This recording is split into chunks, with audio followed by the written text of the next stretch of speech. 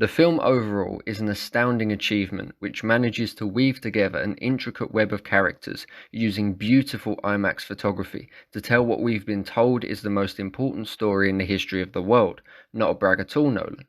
The first thing I'd like to say on this film is that it feels old. I'm not talking about the intricate, period-accurate production design, but rather that it's a 3-hour long, dialogue-heavy drama with black and white sequences. If you told me that it came out in 1963, I'd believe you. But then again, that description in 2023 is amazing. Such is the power of Nolan, though.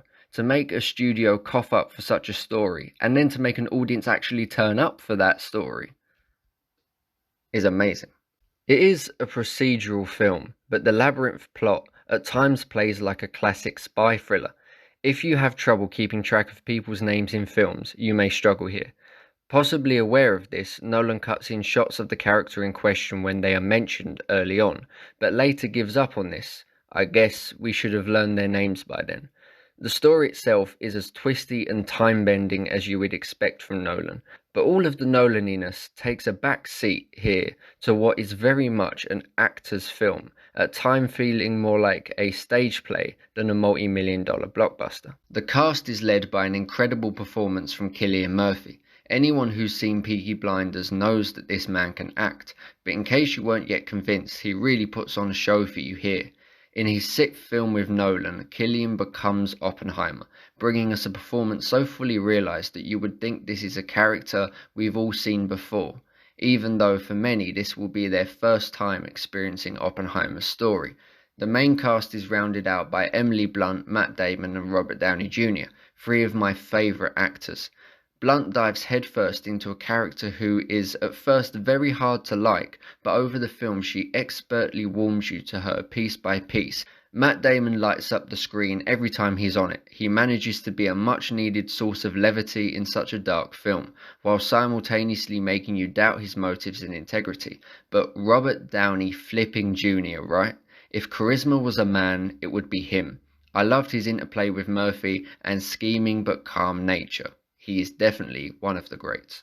The rest of the cast includes the likes of Florence Pugh, Alden Ehrenreich, Kenneth Branagh, Dane DeHaan, the list goes on. Believe it or not, the cast of Oppenheimer is of a normal size for a film like this. The difference is that all of the actors, no matter how small the part, could have and indeed often have led a film themselves. The main crew is made up of many long-time Nolan collaborators, most notably of which Hoyte van Hoytema, his cinematographer, who you can see in many behind-the-scenes clips from this film, holding massive IMAX cameras on his shoulder, often using the black and white film that Kodak developed specifically for this film. Ludwig Göransson returns after previously scoring Tenet for Nolan, most recently working on the amazing score for Black Panther: Wakanda Forever. Ludwig and Nolan make for a fantastic partnership, one that I am surprised to say I want to continue. As much as I love Nolan's previous composer Hans Zimmer, I think that Ludwig is well on his way to becoming the new Hans Zimmer, and Nolan is as lucky to have him as he is to have Nolan. Ludwig's score is haunting and suitably toned down from the bombastic brilliance of Tenet. The music takes you on a journey through the film, leaning into drama, sci-fi, and then a surprising dip into horror.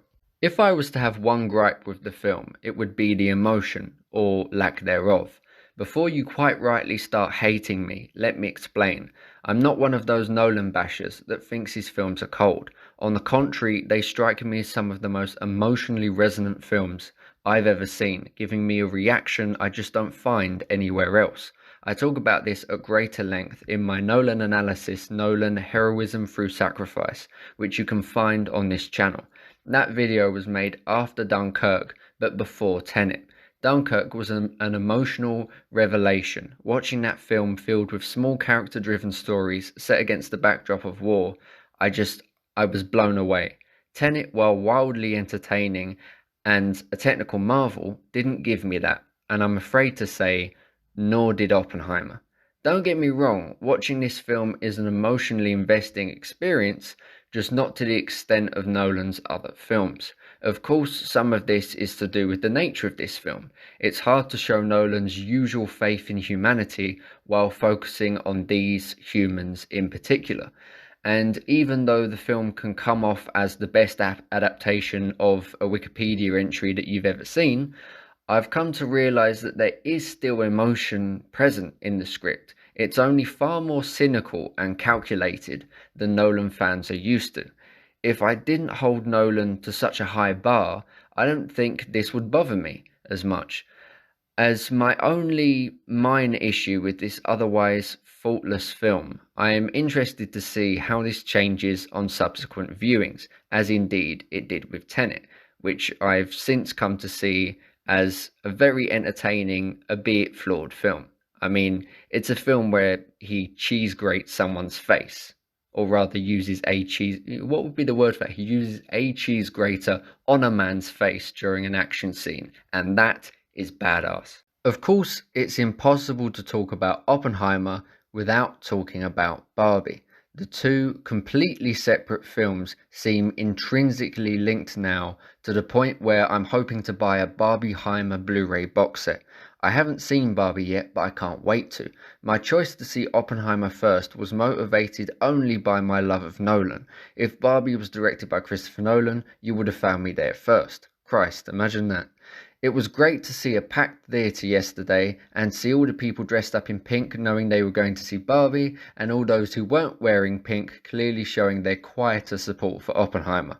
Two films from masterful directors with amazing actors, practical effects and something to say. In the light of the strikes and the threat of AI, there is nothing the viewing public could have done to better support the industry and the medium of film itself than supporting these two films.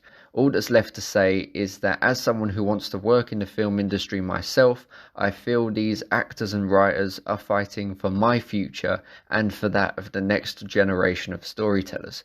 And so I wholeheartedly support the strikes and the people who make the films we love happen, as do the majority of the viewing public, judging by these films. And I thank audiences for showing Hollywood that what they really want to see is, at its heart, what it always has been. Great films made by great people. Nolan may be losing his faith in humanity, but I think mine is being restored.